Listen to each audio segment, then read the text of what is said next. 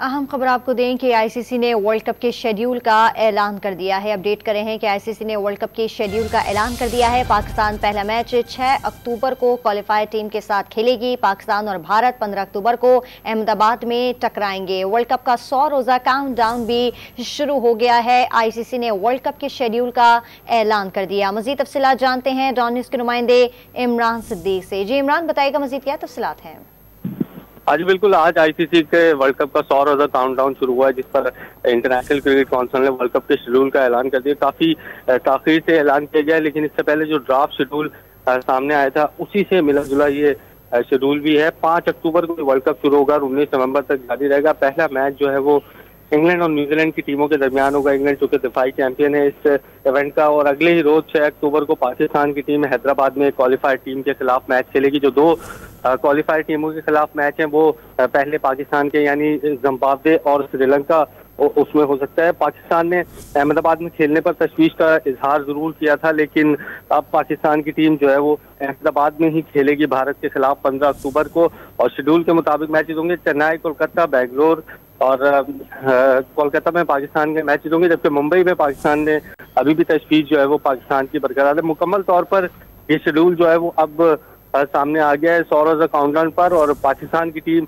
World cup की तैयारी के सिलसिले में अब अगले माह जो है श्रीलंका का दौरा करेगी। जी इमरान, ये बताइएगा कि पाकिस्तान और भारत आपस में कब और कहां टकराएंगे?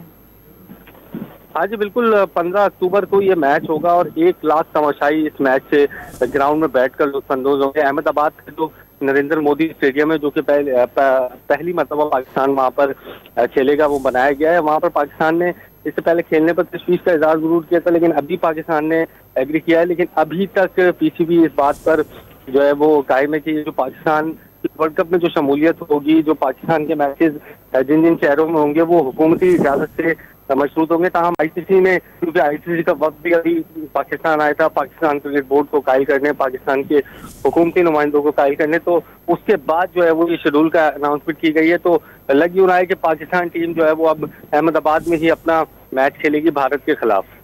इमरान, ये बताइएगा कि पाकिस्तान की जानिब से या आईसीसी बोर्ड की जानिब से किसी किस्म का कोई रद्द-ए-अमल सामने आया है कि पाकिस्तान जो है वो जाएगा या नहीं जाएगा और भारत से टकराएगा अहमदाबाद में या नहीं टकराएगा?